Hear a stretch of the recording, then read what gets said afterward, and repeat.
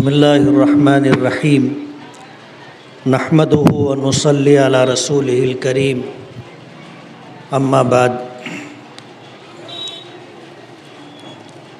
قال النبی صلی اللہ علیہ وسلم ان من اللہ نفحات اذا رأیتموها فاستقبلوها او کما قال علیہ الصلاۃ والسلام۔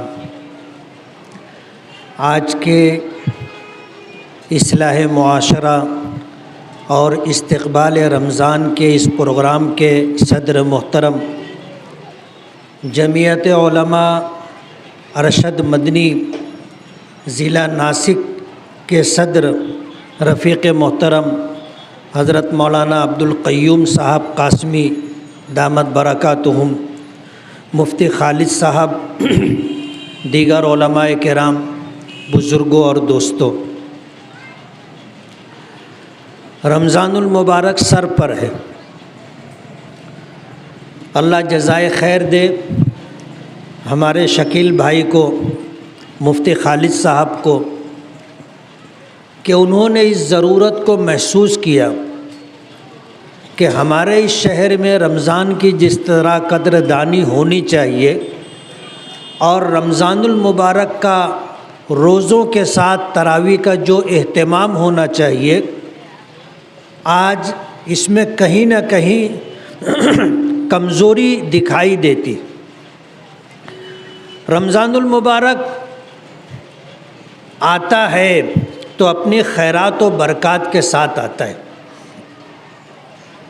یہ مبارک مہینہ روزوں کی فرضیت کے ساتھ اللہ پاک نے اس امت کو عطا کیا۔ پچھلی امتوں پر رمضان المبارک کے روزے فرض نہیں تھے۔ بنی اسرائیل پر عاشورہ محرم کا ایک روزہ فرض تھا۔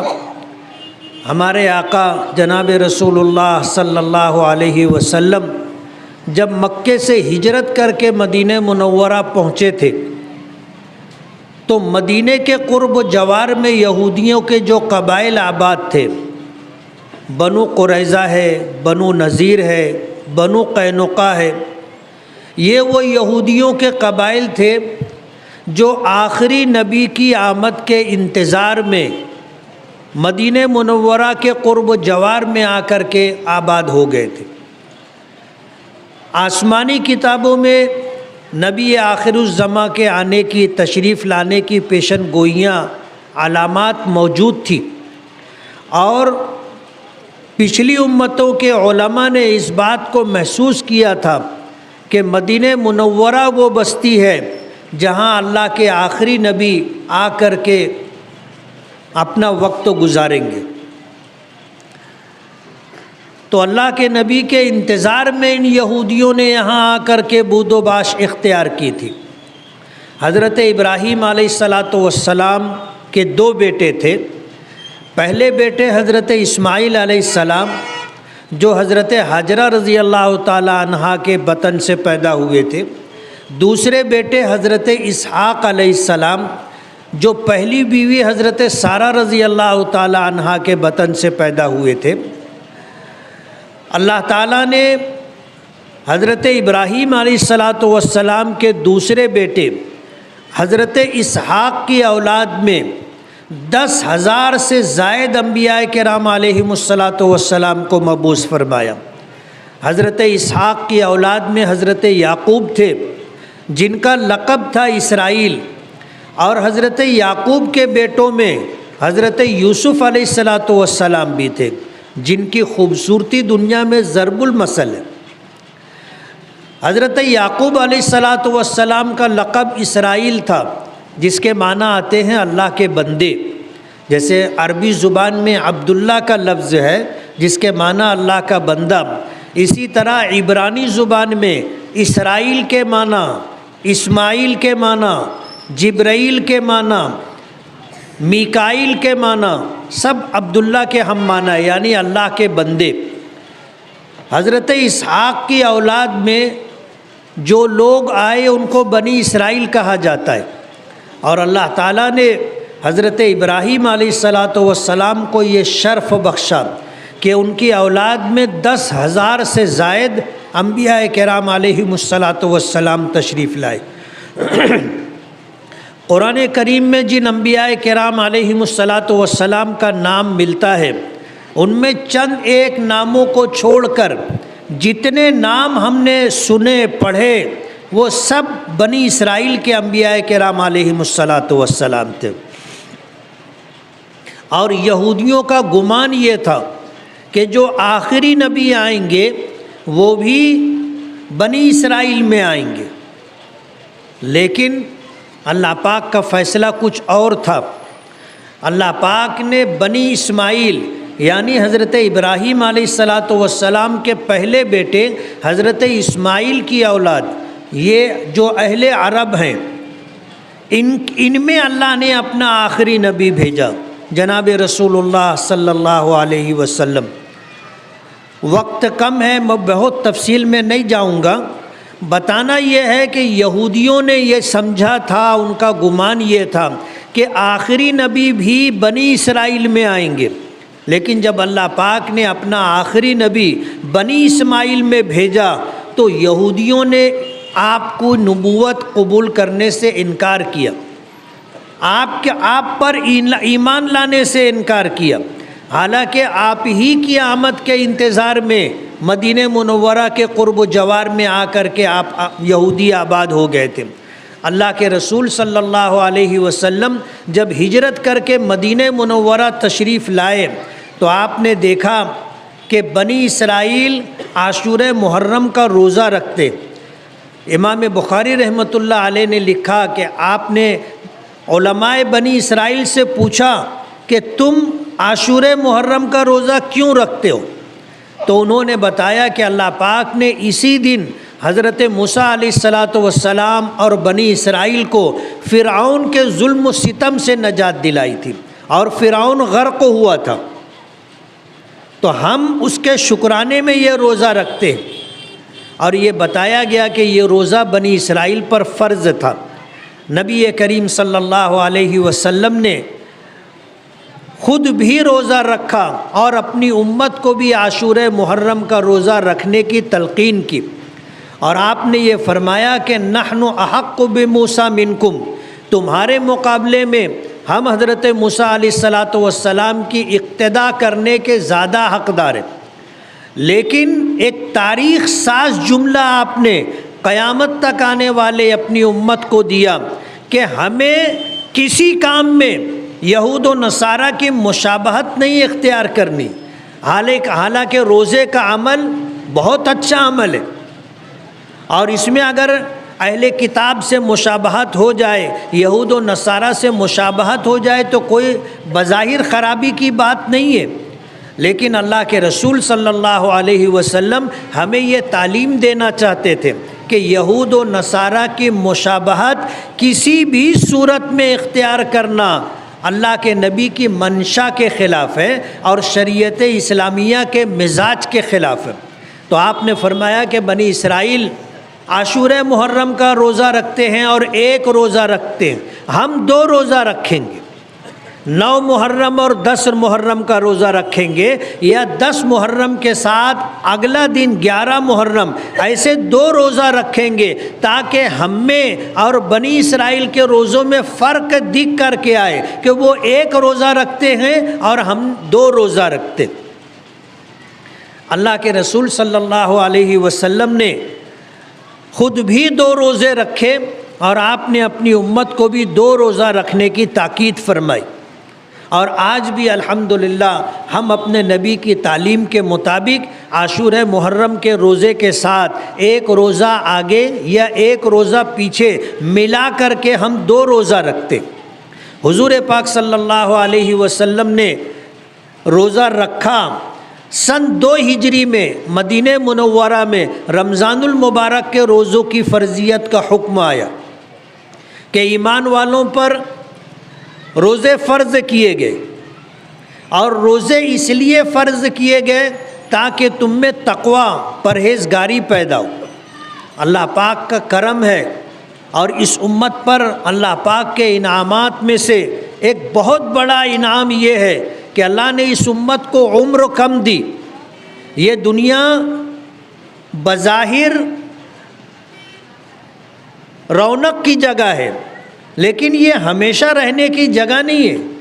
اس شخص کے لیے جو اللہ کے احکام کی تابع داری کرتا ہو، نبی کریم صلی اللہ علیہ وسلم کی سنتوں کی اتباع اور پیروی کرتا ہو، اور زندگی کے کسی شعبے میں آزادی کے ساتھ اپنے دن نہ گزارتا ہو، اس کے لیے یہ دنیا مشقت کی جگہ ہے۔ اسی لیے حدیث پاک میں آتا ہے کہ یہ دنیا مومن کے لیے قید خانہ ہے اور کافر کے لیے جنت ہے۔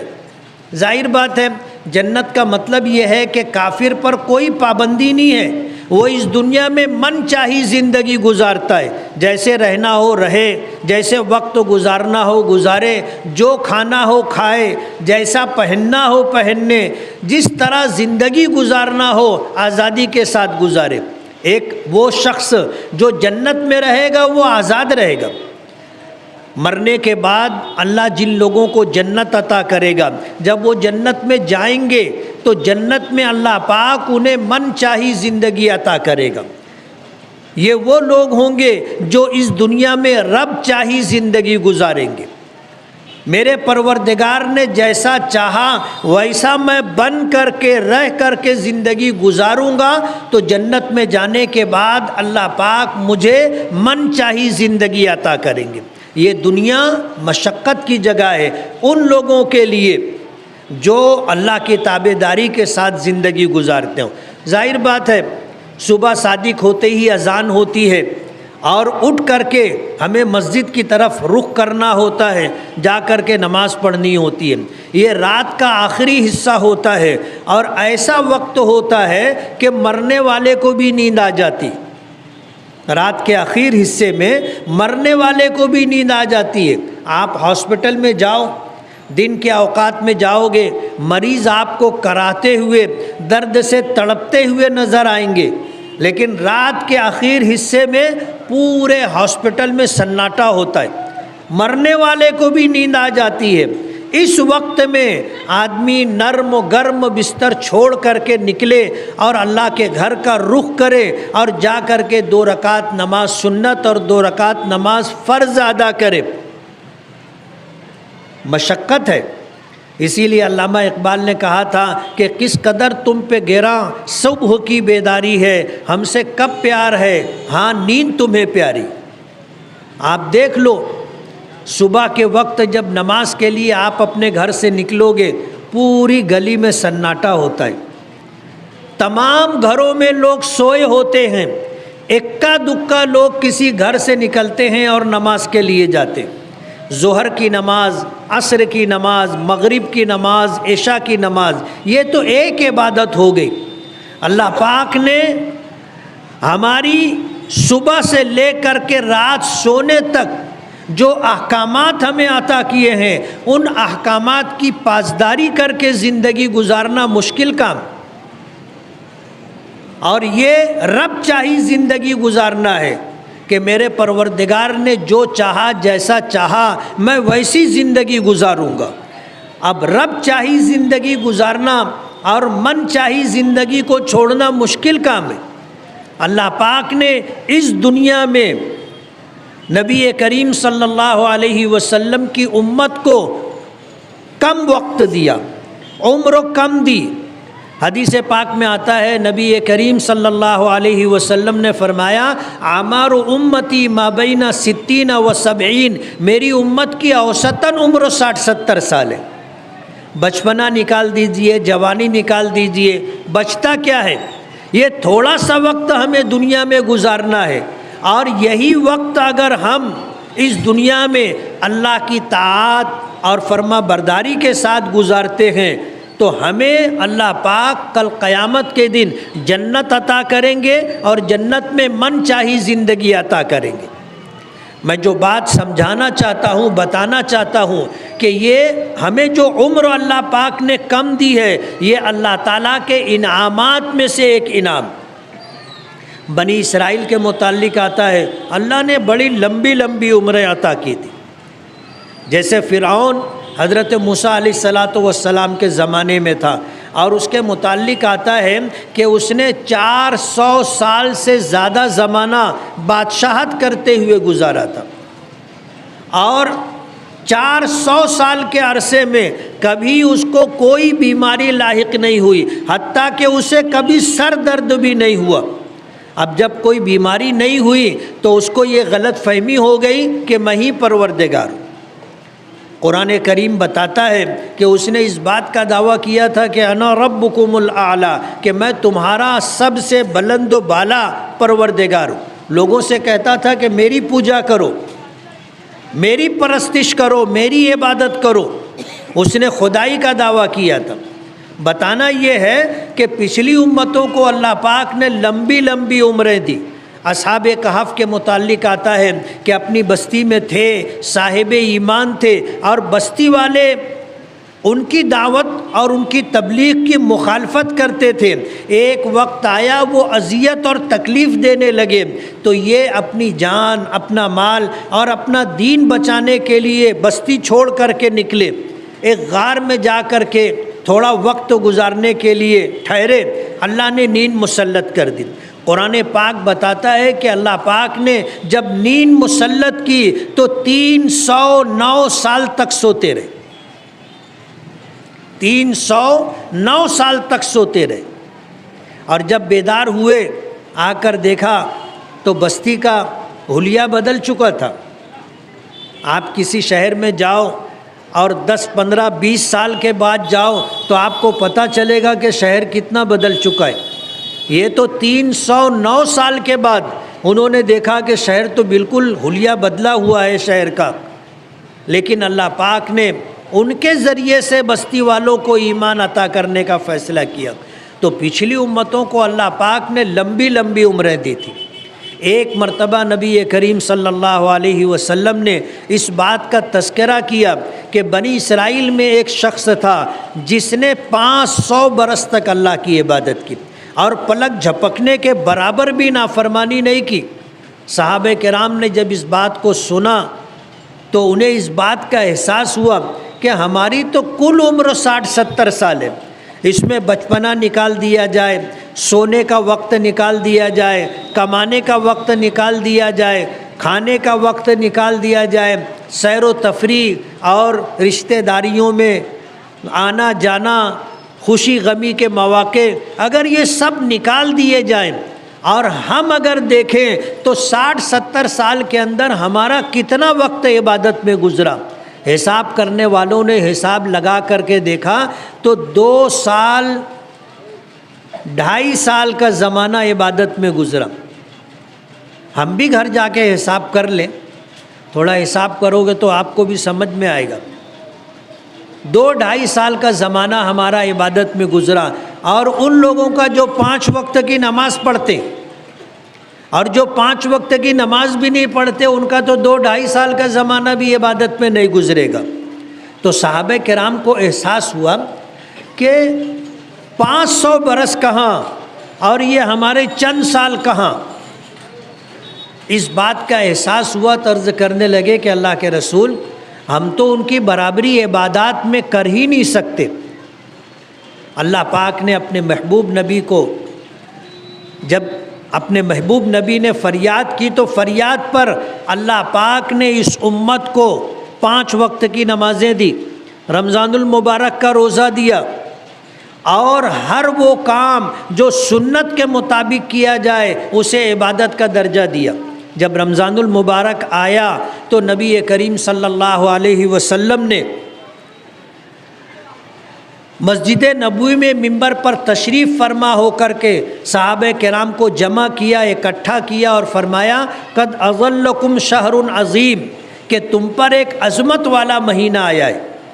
اور اس کے بعد حضور نے فرمایا کہ اللہ نے اس میں ایک رات رکھی ہے جس کو شب قدر کہتے ہیں، لیلۃ القدر کہتے ہیں، اور یہ ایک رات 1000 مہینوں سے زیادہ بہتر ہے کہ اگر کوئی شخص 1000 مہینے تک مسلسل اللہ کی عبادت کرے تو اسے جو اجر و ثواب ملے گا اگر کوئی شخص شب قدر کی عبادت کر لے تو اللہ پاک اس کو 1000 مہینوں سے زیادہ عبادت کرنے کا ثواب عطا کریں گے۔ حدیث پاک میں آتا ہے کہ ایک فرض نماز اگر کسی شخص نے جان بوجھ کر کے چھوڑ دی، قضا کر دی، بعد میں اسے پڑھ لیا لیکن وقت میں اس نے فرض نماز نہیں پڑھی، تو اسے ایک حقب زمانے کی مقدار جہنم میں جلنا پڑے گا۔ صحابہ کرام نے پوچھا کہ اللہ کے رسول یہ ایک حقب کیا ہے، کتنا زمانہ ہے؟ تو حضور نے فرمایا 80 لاکھ برس۔ کتنا زمانہ؟ بولو نا، 80 لاکھ برس۔ یہ ایک نماز جان بوجھ کر قضا کرنے پر عذاب ہے، یعنی اس نے نماز تو پڑھا لیکن وقت پر نہیں پڑھا، وقت گزر گیا اس کے بعد اس نے پڑھا۔ جیسے ہمارے بہت سارے ساتھی فجر کی نماز پڑھتے ہیں لیکن کب پڑھتے ہیں؟ جب فجر کی نماز کا وقت گزر جاتا، جب ان کی آنکھ کھلتی ہے، اٹھتے ہیں، مسجد آتے ہیں، فجر کی 2 رکعت نماز پڑھتے ہیں، یعنی نماز قضا کر کے پڑھی۔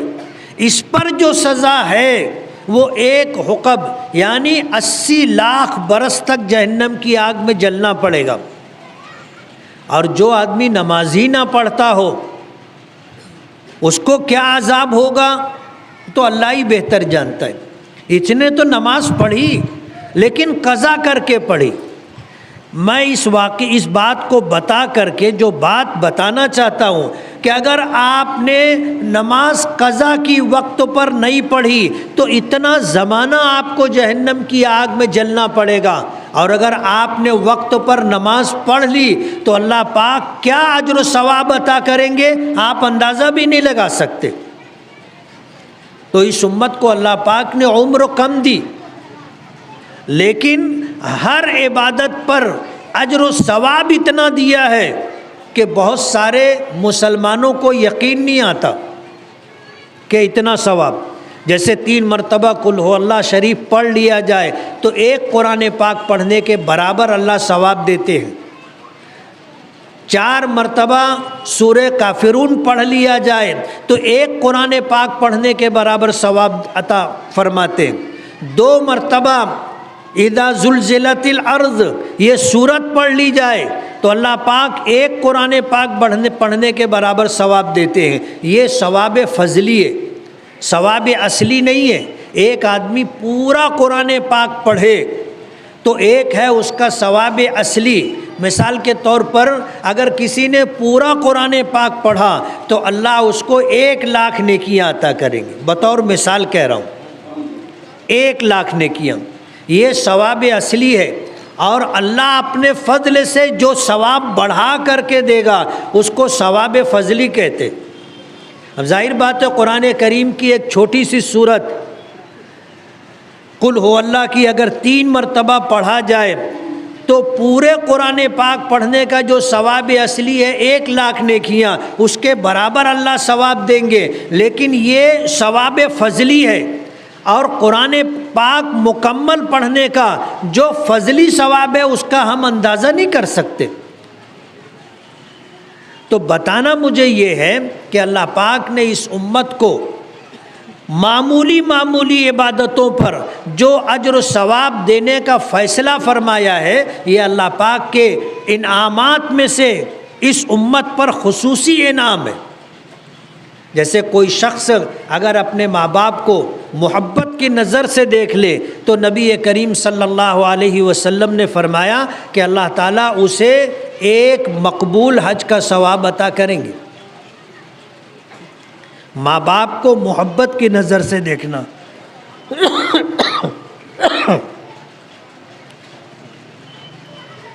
اور یہ ہمارے معاشرے کا ایک بہت اہم حصہ ہے۔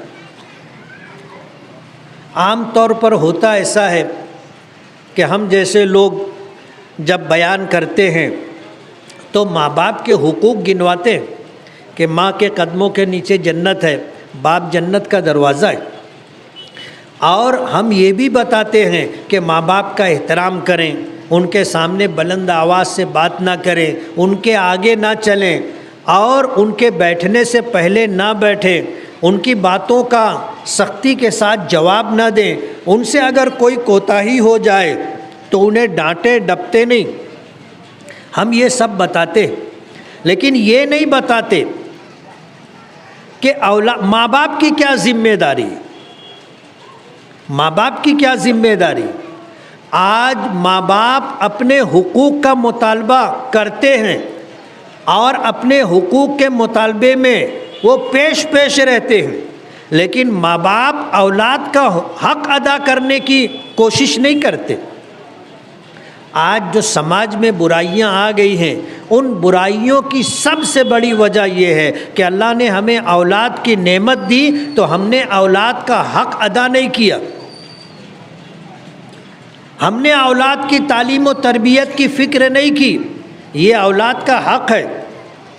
حضرت عمر فاروق رضی اللہ تعالیٰ عنہ کا زمانہ تھا، ایک بوڑھے شخص آئے اور آ کر اپنے بیٹے کی شکایت کی کہ میں جوان تھا، یہ بچہ تھا، میں کماتا تھا، ان پر خرچ کرتا تھا، آج میں بوڑھا ہو گیا اور یہ کمانے کے قابل ہو گیا ہے، یہ میرا حق ادا نہیں کرتا۔ ظاہر بات ہے وہ خیر القرون کا زمانہ تھا، یعنی دنیا میں سب سے بہترین لوگ جو زمانے میں تھے وہ زمانہ حضور کا زمانہ تھا، وہ زمانہ صحابہ کرام کا زمانہ تھا، وہ زمانہ تابعین کا زمانہ تھا، سب سے بہترین زمانہ۔ ظاہر بات ہے اس وقت اگر یہ صورتحال تھی تو حضرت عمر فاروق نے ضرور اس کو نوٹ کیا ہوگا، اور جب باپ نے شکایت کی تو حضرت عمر فاروق رضی اللہ تعالی عنہ نے بیٹے کو بلایا اور بلا کر کے فرمایا کہ تیرے باپ نے تیری شکایت کی، تو اپنے باپ کا حق ادا نہیں کرتا، ان کی خدمت نہیں کرتا۔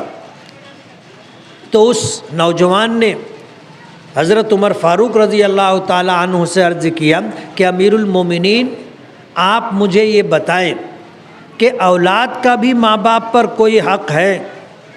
تو حضرت عمر فاروق نے فرمایا کہ ہاں ہے۔ پوچھا کیا حق ہے؟ فرمایا کہ سب سے پہلا حق یہ ہے کہ جب بچہ پیدا ہو تو اس کے کان میں اذان اور اقامت کے کلمات کہے جائیں اور اس کا اچھا نام رکھا جائے اور اس کی اچھی تعلیم و تربیت کی جائے، یعنی اس کو تعلیم بھی دلائی جائے اور اس کی تربیت بھی کی جائے۔ اور ایک جملہ جو حضرت عمر فاروق نے فرمایا کہ اپنے بچے کے لیے اچھی ماں کا انتخاب کرے۔ جب حضرت عمر فاروق خاموش ہو گئے تو اس نوجوان نے امیر المومنین سے اجازت مانگی کہ امیر المومنین میں کچھ کہہ سکتا ہوں؟ تو حضرت عمر فاروق نے اسے کہنے کی بولنے کی اجازت دی۔ تو اس نوجوان نے حضرت عمر فاروق سے کہا کہ امیر المومنین میرے باپ نے میرا نام ایسا رکھا ہے جس کا ترجمہ ہوتا ہے ڈھولا۔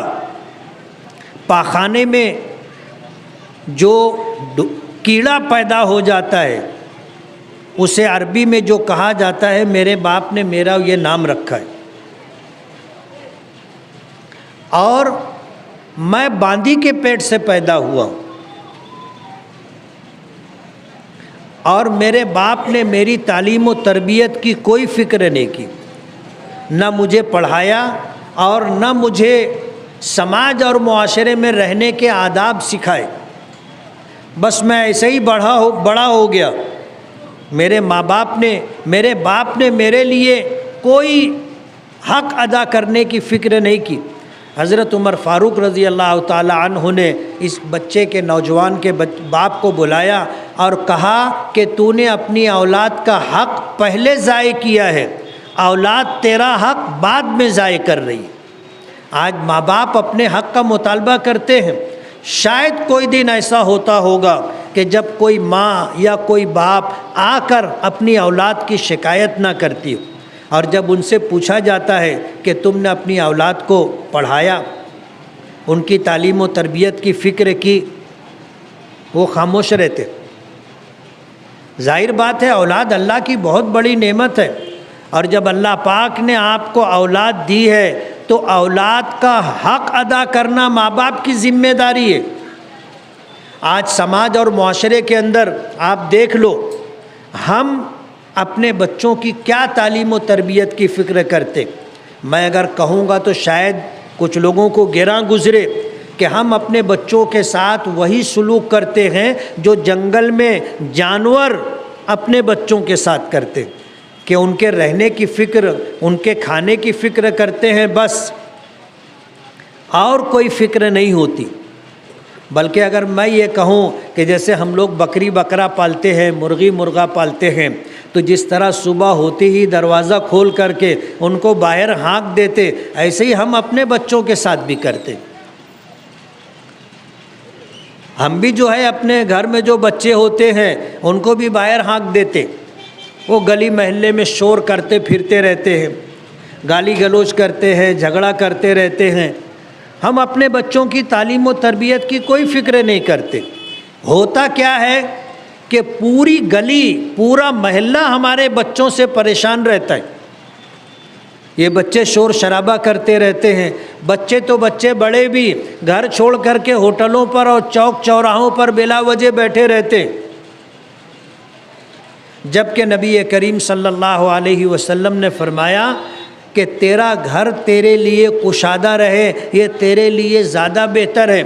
یعنی ہم اپنا وقت اپنے گھر میں گزاریں۔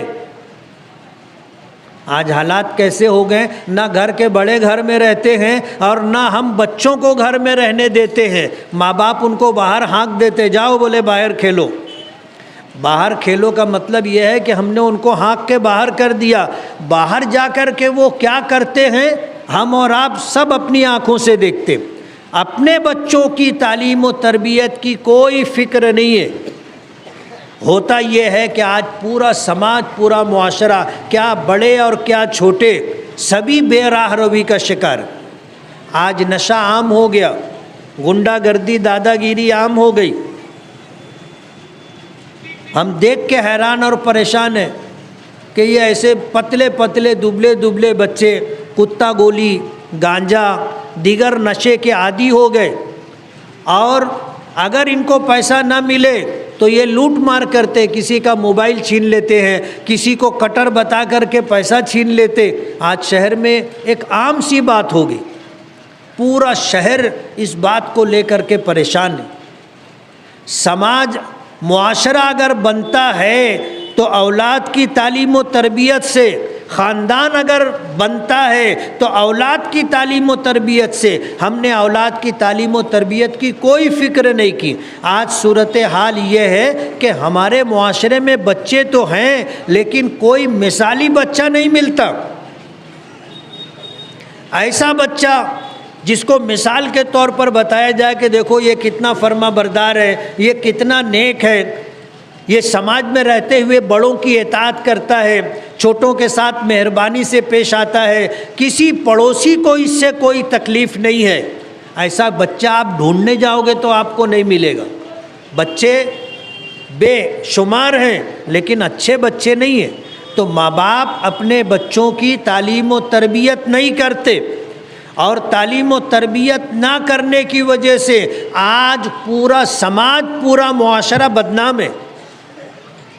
چوری ہمارے بچے کرتے ہیں، لوٹ مار ہمارے بچے کرتے ہیں، نشہ ہمارے بچے بیچتے ہیں، استعمال کرتے۔ میرا سٹی پولیس اسٹیشن میں ایک کام سے جانا ہوا تو میں نے دیکھا وہاں پر 8-10 نوجوان بچے اور 2 بوڑھے ادھیڑ عمر کے بیٹھے ہوئے تھے۔ تو میں پولیس والوں سے پوچھا کہ ان کو کیوں لا کر کے بٹھائے؟ بولے یہ کتا گولی بیچتے۔ میں جا کر کے ان کو دیکھا، سب مسلمان تھے، سب مسلمان تھے۔ پولیس ڈپارٹمنٹ کے لوگوں نے بتایا کہ یہ 1 پتا 2 پتا کچھ پتے جیب میں رکھ لیتے اور گھوم پھر کر کے لوگوں میں بیچتے۔ اب ظاہر بات ہے جب اس طرح بیچا جائے گا تو پولیس ڈپارٹمنٹ بھی پریشان ہے کہ کس کو پکڑے، پتہ ہی نہیں چلتا نا کہ کون کتا گولی بیچ رہا ہے اور کون خرید رہا ہے۔ اور یہ وہ لوگ تھے جو بیچتے تھے۔ اب ظاہر بات ہے کسی نے ان کو دیا ہوگا، کہ یہ لے جاؤ بیچو. کچھ لوگ باہر سے لاتے ہوں گے، ہول سیلر ہوتے ہیں، پھر اس میں ریٹیلر ہوتے ہیں، اور پھر اس کے بعد یہ ایجنٹ قسم کے لوگ ہوتے ہیں. بتانا یہ ہے کہ آج ہمارے سماج اور معاشرے کے اندر کتا گولی بولو، گانجا بولو، نشے کی چیزیں بولو، نیا نشہ ہے نا. یعنی جن چیزوں کو آدمی سمجھتا بھی نہیں ہے کہ یہ نشہ ہے، ایسی چیزیں نشہ کے طور پر استعمال کی جاتی اور عام بات ہو گئی. آج ماں باپ اپنی اولاد سے پریشان ہیں، بولتے دعا کرو ہمارے بچوں کے لیے. ارے تم تعلیم و تربیت نہیں کیے، ہماری دعا سے کہاں بچے اچھے بننے والے؟ دنیا دارالاسباب ہے، دنیا دارالاسباب ہے. سبب اختیار کرنا پڑے گا. ہم اس بات کے پابند ہیں اور ہم سبب اختیار نہیں کرتے. اپنے بچوں کی تعلیم و تربیت کی کوئی فکر نہیں ہے، اور ہم یہ چاہتے ہیں کہ ہمارے بچے پھر وقت کے جنید بغدادی بنے. کہاں بنیں گے؟ بچیاں رابعہ بصریہ بنی، کہاں سے بنیں گی؟ ہم نے تو اپنے بچوں اور بچیوں کے لیے تربیت کا کوئی نظام بنایا ہی نہیں.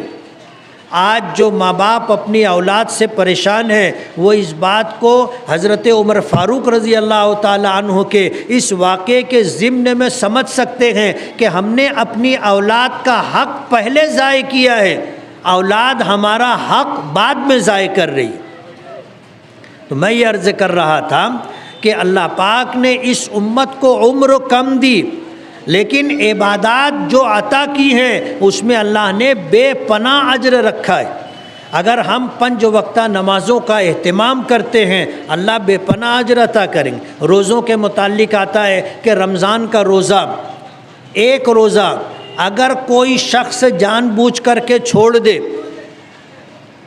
تو بعد میں اسے ایک روزہ رکھ کر کے اس کی قضا ہو جائے گی. لیکن حضرت علی رضی اللہ تعالی عنہ فرماتے ہیں کہ اگر کوئی شخص رمضان کا ایک روزہ جان بوجھ کر کے چھوڑ دیا، پھر رمضان کے اس روزے کی فضیلت حاصل کرنے کے لیے اگر وہ ساری زندگی روزہ رکھتا رہا تو بھی رمضان کے ایک روزے کی فضیلت نہیں پا سکتا. اللہ نے رمضان کے فرض روزوں میں اتنا اجر و ثواب رکھا ہے.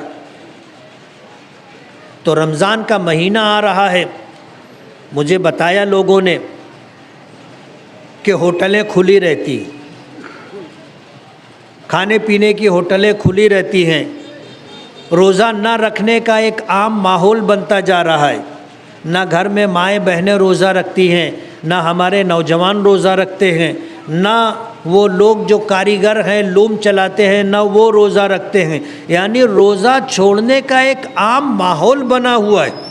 ہوٹلیں کھلی رہتی ہیں، لوگ چائے پیتے رہتے ہیں. پہلے تو ہم اپنے بچپن میں دیکھا کرتے تھے کہ شرمی شرما میں ہوٹل اکا دکا کھلی رہتی تھی تو وہ لوگ پردہ لگا لیا کرتے تھے کہ کوئی اندر جا کر کے اگر کھا پی رہا ہے تو دوسرے لوگوں کو آتے جاتے نظر نہ آئے. اب تو یہ بات بھی نہیں رہی. لوگ ڈھٹائی کے ساتھ ہوٹلیں کھلی رکھتے ہیں اور لوگ آرام سے وہاں باکڑے پہ بیٹھ کر کے چائے پیتے رہتے ہیں. اگر ایسا ماحول ہمارا بن رہا ہے تو یہ ہمارے لیے بہت دکھ اور افسوس کی بات ہے. ہم مسلمان ہیں اور مسلمان ہونے کا مطلب یہ ہے کہ ہم اللہ کے تابع دار اور فرما بردار ہیں. ایمان کے معنی ماننے کے ہیں، اسلام کے معنی کرنے اور اطاعت گزاری کرنے کے، فرما برداری کرنے کے. اگر ہم اپنے آپ کو مسلمان کہتے ہیں تو مسلمان کا مطلب یہ ہے کہ میں اللہ اور اس کے رسول کا تابع دار اور فرما بردار ہوں. اگر ہم اللہ اس کے رسول کے تابع دار اور فرما بردار نہیں ہیں تو ہمیں یہ حق نہیں ہے کہ ہم اپنے آپ کو مسلمان کہیں. اس لیے کہ مسلمان کے معنی ہی یہی ہے کہ اللہ اس کے رسول کی اطاعت گزاری اور فرما برداری کرنے والا. اور اگر ہم اللہ اس کے رسول کی اطاعت گزاری اور فرما برداری نہیں کرتے ہیں تو ہم مسلمان نہیں ہیں. کسی بھی عالم سے، کسی بھی مفتی سے آپ میری اس بات کی تصدیق کر سکتے ہو۔ ایمان کے معنی ماننے کے ہیں، ہم اللہ کو ایک مانتے، یہ ایمان ہے۔ اللہ کے رسولوں کو اللہ کا رسول برحق مانتے ہیں، یہ ایمان ہے۔ ہم قرآن کریم کو اللہ کی کتاب اور کلام مانتے ہیں، یہ ایمان ہے۔ ہم فرشتوں کے وجود کو مانتے ہیں، یہ ایمان ہے۔ جنت اور جہنم کے وجود کو مانتے ہیں، یہ ایمان ہے۔ اچھی بری تقدیر کو مانتے ہیں، یہ ایمان ہے۔ مرنے کے بعد دوبارہ زندہ کیے جائیں گے، آخرت کے دن کو ہم مانتے ہیں، یہ ایمان ہے۔ اس میں کرنے والی کوئی چیز نہیں ہے، سب ماننے والی چیز ہے، یہ ایمان ہے۔ اور باقی جتنی کرنے والی چیز ہے یہ اسلام ہے، اور جو ان کو کرتا ہے وہ مسلمان کہلاتا ہے، یعنی اللہ اس کے رسول کا اطاعت گزار اور فرما بردار۔ اب اگر میں یہ کہتا ہوں کہ میں اللہ اس کے رسول کا اطاعت گزار اور فرما بردار ہوں، تو مجھے کسی دوسرے کے بارے میں نہیں، اپنے بارے میں حساب کتاب کر کے کسوٹی پہ پرکھ کر کے دیکھ لینا چاہیے کہ میں مسلمان ہوں یا نہیں۔ دوسروں کو کہنا، حکم لگانا آسان ہے، اپنے بارے میں آپ رات بستر پر جاؤ گے 2 منٹ سونے سے پہلے آپ سوچ لو کہ میں مسلمان ہوں یا نہیں۔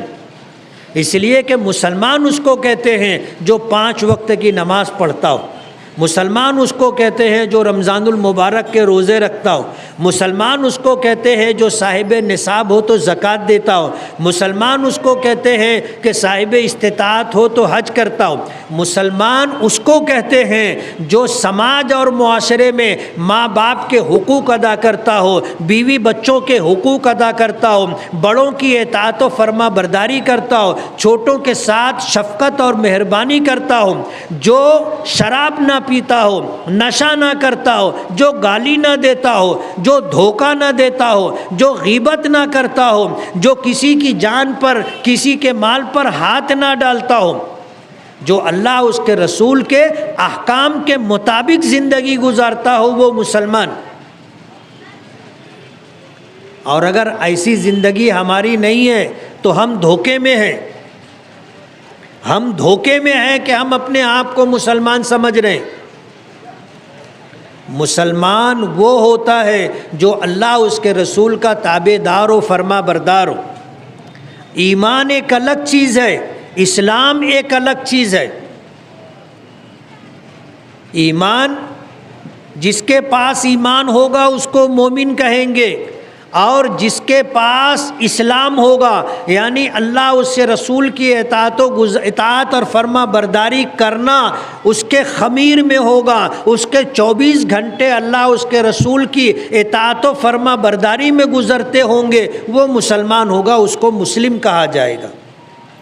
دونوں الگ چیز ہے، مومن ہونا الگ چیز ہے، مسلم ہونا الگ چیز ہے، اور ہم لوگوں کو معلوم نہیں۔ آج جو صورتحال ہے، دکھ کے ساتھ کہنا پڑتا ہے کہ اسلامی تعلیمات کے مطابق غیر مسلم لوگ اپنا وقت گزارتے، غیر مسلم لوگ اسلامی تعلیمات کے مطابق زندگی گزارتے ہیں، اور مسلمان اس طرح زندگی گزارتا ہے کہ اس کو دیکھ کر کے یہ کہنا مشکل ہے کہ یہ مسلمان۔ رمضان المبارک کی آمد ہے، میں نے عربی کی ایک عبارت پڑھی کہ اللہ پاک کی طرف سے رحمت کے جھونکے چلتے ہیں، ان من اللہ نفحات، اللہ پاک کی طرف سے رحمت کے جھونکے چلتے ہیں، اذا رأیتموها فاستقبلوها، جب تم اسے دیکھو تو اس کا استقبال کرو۔ رمضان کا یہ مبارک مہینہ اللہ نے صرف اس امت کو عطا کیا ہے، پچھلی امتوں کو رمضان کا مہینہ نہیں دیا تھا، 1 روزہ فرض تھا، ہم کو اللہ نے 30 روزے دیے۔ اور روزہ ایسی عبادت ہے کہ ہمارے بچے بھی اگر روزہ رکھنا چاہیں تو رکھتے ہیں۔ آپ دیکھو اخبارات میں چھوٹے چھوٹے بچوں کے فوٹو چھپتے ہیں، عید کے بعد عید نمبر میں فوٹو چھپتے ہیں بچوں کے، 9 سال کا بچہ، 7 سال کا بچہ، 6 سال کا بچہ روزہ رکھتا ہے، اس کے فوٹو چھپتے۔ بتانا یہ ہے کہ روزہ ایسی کوئی مشکل عبادت نہیں ہے کہ ہم نہ رکھ سکے، ہمارے بچے رکھ لیتے ہیں نا۔ اب بڑی بے حیائی کی بات ہے کہ جو عبادت ہمارے چھوٹے چھوٹے بچے کر لیتے ہیں وہ عبادت ہم نہیں کرتے، روزے چھوڑ کر کے زندگی گزارتے، اور اپنے آپ کو ہم مسلمان بھی سمجھتے ہیں اور کہلواتے ہیں۔ رمضان کا مبارک مہینہ آیا، حضور نے صحابہ کرام کو جمع کر کے فرمایا کہ تم پر ایک مبارک مہینہ، عظمت والا مہینہ آیا ہے، جس میں ایک رات ہے جسے لیلۃ القدر کہتے ہیں، جس کی عبادت 1000 مہینوں کے برابر ہے۔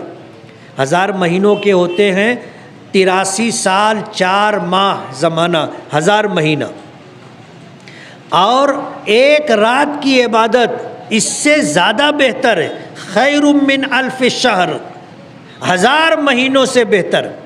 اور یہ اللہ پاک نے اس لیے عطا کی ہے کہ جب نبی کریم صلی اللہ علیہ وسلم نے بنی اسرائیل کے ایک عابد و زاہد کا واقعہ سنایا کہ اس نے 500 برس تک اللہ کی عبادت اس طرح کی کہ پلک جھپکنے کے برابر بھی نافرمانی نہیں کی، تو صحابہ کرام کو احساس ہوا کہ ہم تو ان کی برابری نہیں کر سکتے۔ اللہ پاک نے انصاف فرمایا، اللہ سے زیادہ انصاف کون کرے گا؟ اللہ نے انصاف فرمایا کہ ہمیں رمضان المبارک دیا اور ایک رات اس میں شب قدر کی عطا کی۔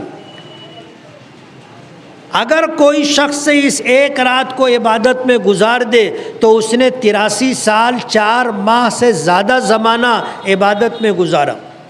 امام اعظم ابو حنیفہ رحمۃ اللہ علیہ فرماتے ہیں کہ یہ رات پورے رمضان المبارک میں گھومتی رہتی ہے۔ غالب گمان یہ ہے کہ وہ آخری عشرے کی طاق راتوں میں ہوتی ہے، لیکن جن لوگوں کو شب قدر ملی ہے وہ کہتے ہیں کہ ہم نے اس کو پہلے عشرے میں بھی پایا ہے، ہم نے اس کو دوسرے عشرے میں بھی پایا ہے، ہم نے اس کو تیسرے عشرے میں بھی پایا ہے، اور تیسرے عشرے کی ہر طاق رات میں پایا ہے۔ اس لیے اگر ہم یہ چاہتے ہیں کہ ہمارے پاس بھی 500 سال 600 سال 700 سال 1000 سال کے برابر عبادت ہو تو ہمیں شب قدر کی تلاش کا اہتمام کرنا چاہیے۔ رمضان المبارک آ رہا ہے، اس مہینے میں ہم روزوں کا اہتمام کریں۔ نبی کریم صلی اللہ علیہ وسلم نے فرمایا کہ اس کا پہلا 10 دن رحمت ہے، دوسرا 10 دن مغفرت کا دن ہے، اور تیسرے 10 دن یہ جہنم سے نجات اور خلاصی کے دن ہے۔ ہمیں پورے 30 دن روزہ رکھنے۔ پہلا عشرہ رحمت کا، جو لوگ پہلے عشرے میں روزوں کا تراویح کا اہتمام کرتے ہیں، اللہ پاک اپنی رحمتوں سے انہیں مالا مال کرتے۔ دوسرے عشرے میں روزوں کا تراویح کا اہتمام کرتے ہیں، اللہ تعالیٰ مغفرت کا فیصلہ فرماتے، اور تیسرے عشرے میں جب روزوں کا اور تراویح کا اہتمام کرتے ہیں اللہ پاک جہنم سے نجات عطا کرتے۔ اور شب قدر پورے مہینے میں ہوتی ہے، اس لیے ہر رات شب قدر کی نیت سے، شب قدر کی تلاش کے لیے کچھ نہ کچھ ہمیں عبادت کرنا چاہیے۔ پوری رات عبادت کرنا ضروری نہیں ہے کہ جو پوری رات عبادت کرے گا اسی کو شب قدر کا ثواب ملے گا، ایسا نہیں ہے۔ میں آپ سے آسان راستہ آپ کو بتانا چاہتا ہوں کہ مغرب کی نماز باجماعت مسجد میں ادا کریں، عشاء کی نماز باجماعت مسجد میں ادا کریں، تراویح کی نماز باجماعت پڑھیں۔ آپ اگر یہ عبادتیں کر لیں گے تو ظاہر بات ہے آپ کو یہ عبادت رات ہی میں کرنی ہے۔ سورج ڈوبا، رات شروع ہو گئی، آپ نے مغرب کی نماز باجماعت پڑھ لی، آپ نے عشاء کی نماز باجماعت پڑھی تو آپ نے رات میں عبادت کی، تراویح آپ نے پڑھ لی تو آپ نے رات میں عبادت کی۔ شرط یہ ہے کہ آپ شب قدر کی نیت کے ساتھ یہ عبادت کریں۔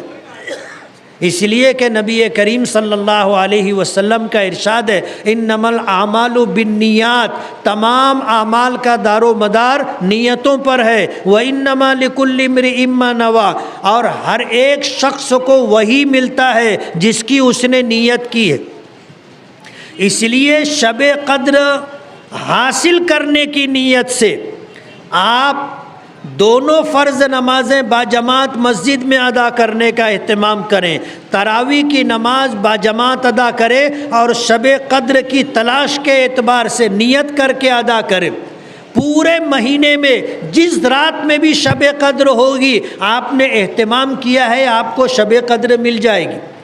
اب آپ سوچو اگر کسی نے 10 رمضان المبارک میں اس کا اہتمام کر لیا تو گویا 830 سال سے زیادہ زمانہ اس نے اللہ کی عبادت میں گزارا۔ ایک شب قدر اگر اسے ملی تو 83 سال 4 ماہ سے زیادہ زمانہ اس نے اللہ کی عبادت میں گزارا۔ موت برحق ہے، مرنا ہے، کوئی ہمیشہ رہنے کے لیے نہیں آیا۔ روزانہ لوگ مرتے ہیں، روزانہ بچوں کی پیدائش ہوتی ہے، روزانہ انتقال بھی ہوتا ہے۔ ہم آئے ہیں تو ہمیں جانا بھی ہے، کب جانا ہے ہمیں پتہ نہیں، اور جانے کے لیے بیمار ہونا، جانے کے لیے بوڑھا ہونا ضروری نہیں ہے۔ بچوں کا بھی انتقال ہو جاتا ہے، جوان بھی مرتے ہیں، ادھیڑ عمر کے لوگ بھی مرتے ہیں، بوڑھے بھی مرتے ہیں۔ ہمارا کب بلانا آئے گا پتہ نہیں۔ اللہ نے اس امت کو اوسطاً عمر 60-70 سال دی ہے، لیکن اس سے پہلے بھی لوگوں کا انتقال ہو جاتا ہے۔ آپ قبرستان جاؤ، وہاں پر جو مرحومین آتے ہیں، میت آتی ہے، اس کی انٹری ہوتی ہے۔ آپ وہاں پر دیکھو 50 سال کے آس پاس زیادہ لوگ مر رہے ہیں۔ 60-70 سال تو زیادہ ہو گیا نا، 10 سال 20 سال زیادہ ہو گیا۔ لوگ 50 سال کی عمروں میں زیادہ تر مر رہے ہیں۔ 50 سال کی عمر کے لوگ مر رہے ہیں، تو کب بلانا آ جائے گا پتہ نہیں۔ اور یہ دنیا عارضی ٹھکانہ ہے، کوئی ہمیشہ رہنے کے لیے نہیں آیا۔ ہم ایمان والے اور مسلمان اسی وقت کہلائیں گے جب ہمارا یہ ایمان اور عقیدہ ہو کہ مرنے کے بعد دوبارہ زندہ ہونا ہے، اللہ کی بارگاہ میں پیشی ہے، زندگی بھر کے اعمال کا حساب و کتاب دینا ہے، پھر یا تو ٹھکانہ جنت ہوگا یا ٹھکانہ جہنم ہوگا۔ اگر ہم اس بات کو مانتے ہوں گے تو ہم مسلمان ہیں، اور اگر نہیں مانتے ہوں گے تو ہم مسلمان نہیں ہیں۔ اگر ہم مسلمان ہیں اور مرنے کے بعد دوبارہ زندہ ہونا ہے اس بات کو مانتے ہیں تو حساب و کتاب کو بھی ماننا ہوگا، اور حساب و کتاب کو جب مانتے ہیں تو اس زندگی میں ہم نے جتنے اچھے برے کام کیے ہیں یہ سارے اعمال کا حساب و کتاب ہمیں اللہ کی بارگاہ میں جا کر کے دینا ہے۔ یہ دنیا ہمیشہ رہنے کی جگہ نہیں ہے، عارضی ٹھکانہ ہے ہمارا۔ جب عارضی ٹھکانہ ہے تو جہاں ہمیں ہمیشہ رہنا ہے وہاں کے لیے ہمیں اہتمام کرنا ہوگا، تیاری کرنی ہوگی۔ اللہ پاک نے رمضان المبارک کا مہینہ ہمیں عطا کیا ہے۔ نبی کریم صلی اللہ علیہ وسلم رجب کے مہینے سے دعا کرتے تھے، اللہم بارک لنا فی رجب و شعبان وبلغنا رمضان، کہ اللہ ہمارے لیے رجب اور شعبان میں برکت عطا فرما اور ہمیں رمضان المبارک تک پہنچا دے۔ ابھی رمضان المبارک کے آنے میں چند دن باقی ہیں، آپ دیکھ لینا رمضان آنے سے پہلے بہت سارے لوگوں کا انتقال ہو جائے گا، انہیں رمضان نہیں ملے گا۔ پتہ نہیں ہمیں ملتا ہے کہ نہیں ملتا ہے۔ اگر اللہ نے رمضان اپنے فضل سے عطا کر دیا تو اس رمضان کی ہمیں قدر کرنی، اور اس طرح قدر کرنی ہے کہ ہمیں رمضان کے روزوں کا اہتمام کرنا ہے۔ روزہ رکھیں گے نا؟ ہاتھ اٹھاؤ کتنے لوگ رکھیں گے؟ جزاکم اللہ، اللہ آسان کر دے۔ روزوں کا اہتمام، تراویح با جماعت کتنے لوگ پڑھیں گے؟ بشاشت کے ساتھ، خوش دلی کے ساتھ تراویح پڑھنے کا، بوجھ سمجھ کر کے نہیں۔ آپ اندازہ نہیں کر سکتے قرآن کریم کی تلاوت پر اللہ کیا اجر دیتے۔ عام دنوں کے متعلق آتا ہے کہ اگر قرآن کریم ہم ناظرہ دیکھ کر کے پڑھتے ہیں تو ہر حرف پر ایک نیکی، اور اللہ اپنے فضل سے ایک نیکی کو 10 نیکی کی شکل دے دیتا ہے، 10 نیکی ہر حرف پر۔ یہی قرآن پاک اگر نماز میں پڑھا جائے تو ہر حرف پر کم سے کم 100 نیکی ملتی۔ علماء کرام سے آپ نے سنا ہوگا، یہی حدیث جو میں نے آپ کو بتائی کہ حضور نے صحابہ کرام کو جمع کر کے فرمایا، اس میں یہ بھی فرمایا کہ اس مہینے میں اگر کوئی نفل عبادت کرتا ہے تو اس کو فرض کے برابر اللہ ثواب دیتے، اور اس مہینے میں رمضان میں اگر فرض عبادت ادا کرتا ہے تو بقیہ 11 مہینوں میں 70 فرض ادا کرنے پر جو ثواب ملتا ہے، رمضان میں ایک فرض کی ادائیگی پر اللہ اتنا ثواب دیتا ہے۔ آپ سوچو کہ جب تراویح میں ہم قرآن پاک پڑھتے ہیں یا تراویح میں قرآن پاک کو سنتے ہیں تو ہر حرف پر کم سے کم 100 نیکی، اور رمضان میں جو عبادت کی جاتی ہے وہ 70 گنا بڑھ جاتا ہے، 70 گنا اجر و ثواب بڑھ جاتا ہے۔ اب 100 کو اگر 70 سے ضرب دیں گے تو 7000 ہو گیا، یعنی کم سے کم ایک حرف پر 7000 نیکیاں اللہ عطا کریں گے۔ اور پارہ، سوا پارہ، 1.5 پارہ ایک تراویح میں پڑھا جاتا ہے۔ آپ اگر حروف گنو گے تو آپ پریشان ہو جاؤ گے کہ کتنے حروف ہیں، اور ہر حرف پر اللہ پاک کم سے کم رمضان المبارک کے اعتبار سے 7000 نیکیاں دیں گے۔ اور اخلاص کی بنیاد پر اللہ اجر و ثواب کو بڑھاتے۔ میں آپ کو یہ پیغام دینے آیا ہوں کہ رمضان المبارک کا مہینہ ہے، آپ اس مہینے کو اس طرح گزاریں کہ شاید ہمیں اس مہینے کے بعد اگلا رمضان نہ ملے۔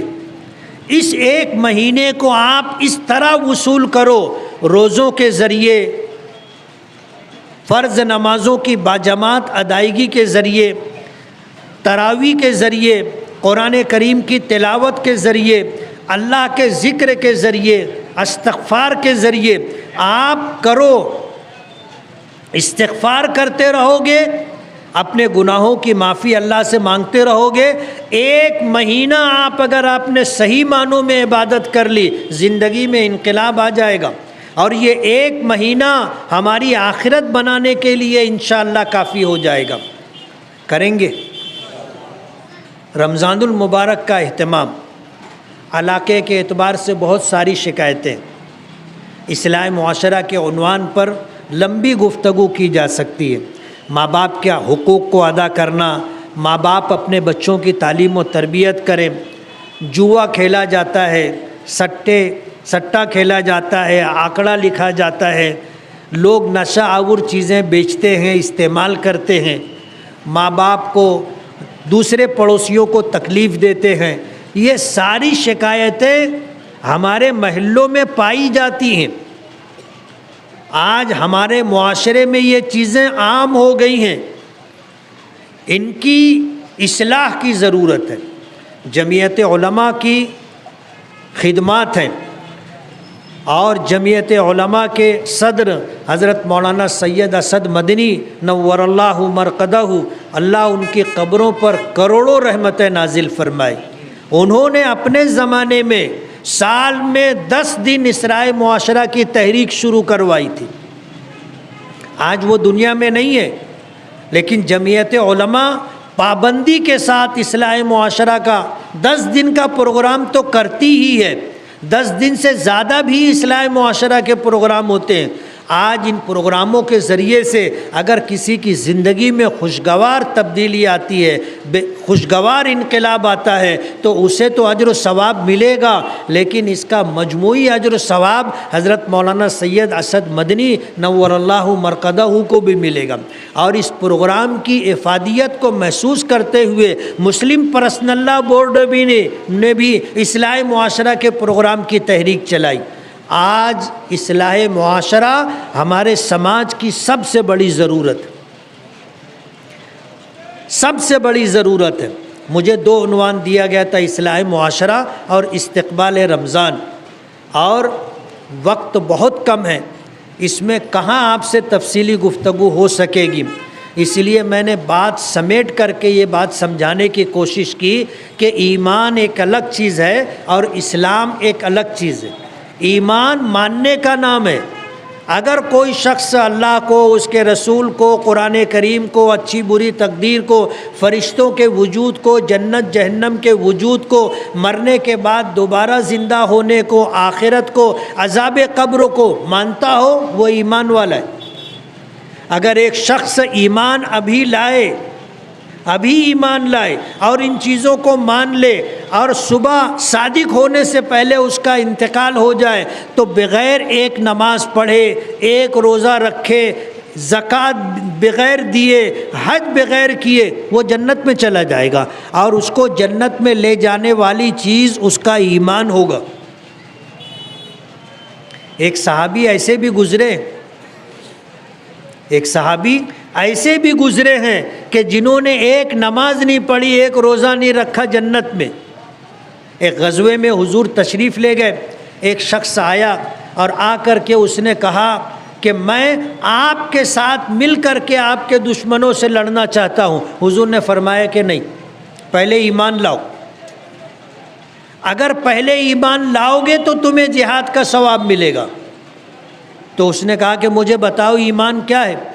حضور پاک صلی اللہ علیہ وسلم نے بتایا کہ ایمان کیا ہے۔ اس نے ایمان قبول کر لیا، اور ایمان قبول کرنے کے بعد اللہ کے دشمنوں سے میدان جنگ میں اس نے مقابلہ کیا، شہید ہو گیا۔ حضور پاک صلی اللہ علیہ وسلم نے فرمایا کہ یہ ایسا مسلمان ہے جس نے ایک نماز بھی نہیں پڑھی، ایک روزہ بھی نہیں رکھا، اور جنت میں جائے گا۔ یہ ہے ایمان۔